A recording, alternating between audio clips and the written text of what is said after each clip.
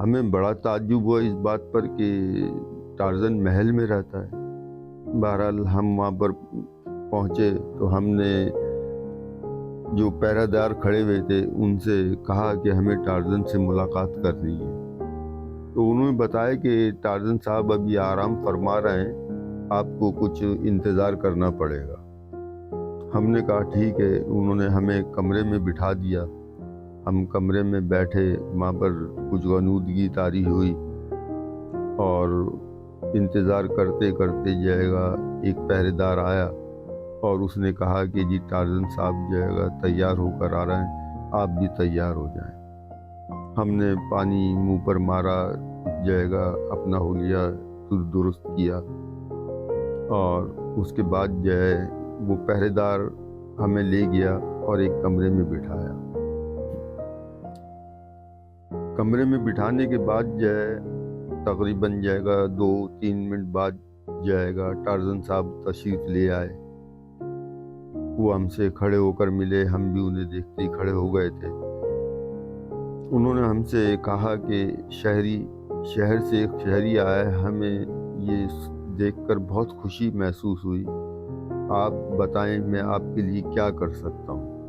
ہم نے ٹارزن سے کہا کہ آپ کا جو پروٹوکول ہے، آپ کا صدارتی محل، آپ کی سیکورٹی دیکھ کر تو ایسا محسوس ہوتا ہے کہ جیسے کسی ملک کا صدر یا وزیر اعظم ہو۔ ہم نے ٹارزن سے کہا کہ میں نے جو کہانیاں پڑھی اور فلمیں دیکھی اس میں تو ٹارزن کی کل اساس ایک چڈی اور ایک خنجر تھا، لیکن یہاں پر آپ اتنی عیش و آرام کی زندگی گزار رہے ہیں، آپ کے پاس سیکورٹی گارڈ اتنی تعداد میں ہیں، لینڈ کروزر گاڑیاں کھڑی ہیں، آپ ایک محل میں رہ رہے ہیں، جس سے دیکھ کر یہ ظاہر ہوتا ہے کہ جیسے آپ کسی ملک کے صدر یا وزیر اعظم ہوں۔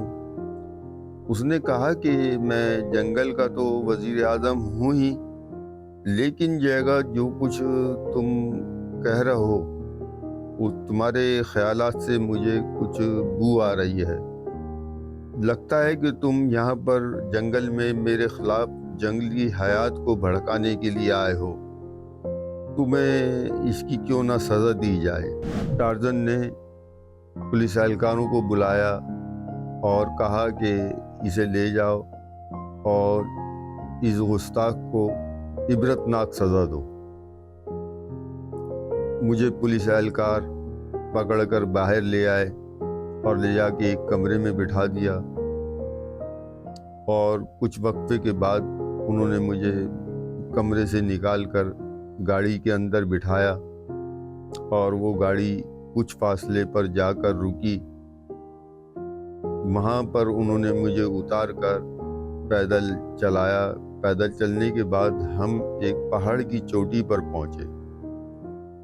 وہاں سے میں نے دیکھا کہ پہاڑ کی چوٹی کے نیچے دریا بہہ رہا ہے اور اس میں بہت بڑے بڑے مگرمچھ نظر آ رہے تھے۔ پولیس اہلکاروں نے مجھے پہاڑ پر سے دھکا دے دیا اور میں بہتے دریا کے پانی میں گر گیا۔ جب میری آنکھ کھلی تو میری والدہ میرے سر پر، ماتھے پر ٹھنڈی پٹیاں لگا رہی تھیں اور مجھ سے کہنے لگی بیٹا تو 1 گھنٹے سے پتہ نہیں کیا بڑبڑا رہا ہے۔ میرے سامنے ٹی وی چل رہا تھا، ٹی وی میں انسانی اعضا، چپل، جوتے اور خون پڑا ہوا تھا، جس نے دل و دماغ کو ہلا کر رکھ دیا۔ آخر ان مرنے والوں میں کوئی کسی کا بیٹا ہوگا، کوئی کسی کا بھائی ہوگا، یہ کیا ہو رہا ہے؟